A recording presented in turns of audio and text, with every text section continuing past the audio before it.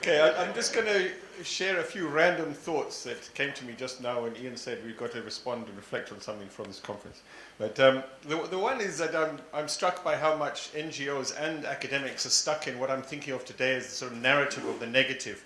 And we focus so much on what's not working and how the tough life of the small farmers and all of this, how they labor under this tremendous burden and so on.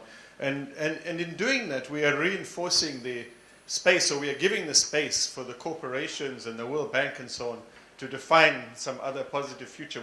We are making the life of sometimes small farmers and even laborers on those farms look so bad that you couldn't possibly wish that on anyone, so we better just go with the supermarkets and the corporate value chains. And linked to that, I found interesting that I find researchers seem to also, just like investors and so on, and farmers, follow where the capital is. And I see far more research on supermarkets and on financialization, much as I found the inputs very interesting, than there is on what people themselves are doing on the ground, what is going on. So I find it fascinating we're putting more of our energy and our resources to where the capital is, maybe because we're following where the influence and the power is. But in doing that, we are reinforcing that as well. And we're missing what people themselves are doing on the ground. So I'd appeal for a sort of a narrative of the positive as well. Well, I'll come back to not being too romantic or utopian and so on. And then, I come from Oxfam, and we've had what we argue is an extremely successful global campaign called Behind the Brands, where we have sort of mobilized pressure on the top 10 food brands in order to get them to make policy commitments. Like Coca-Cola has now become a champion for the ending of land grabs. Viva Coca-Cola, viva! Viva Pepsi! Yeah, and very recently, a few weeks ago, I was in the World Bank Land and Poverty Conference, which is an appropriate venue to celebrate our collaboration with Alovo.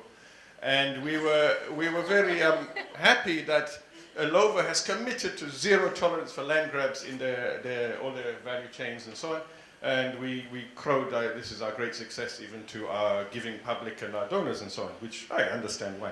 But then it was interesting to sit in the rather good session on sugar the other day. And it's very clear that there's no need for land grabbing in this. They have a very good strategy of passing the risk of their business to small-scale farmers on their own land. So they don't want land, they don't want more land. But the real problematic impacts of Alovo and other sugar companies are not to do with their land grabbing, but to do with the sort of the business model and all of its impacts and ramifications. Well, you can draw your own conclusions then about how important and relevant our wonderful campaigning is sometimes.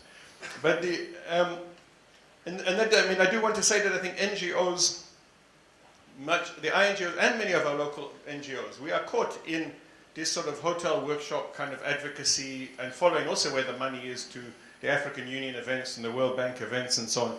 And sometimes that's quite divorced from the direct grassroots struggles which are there.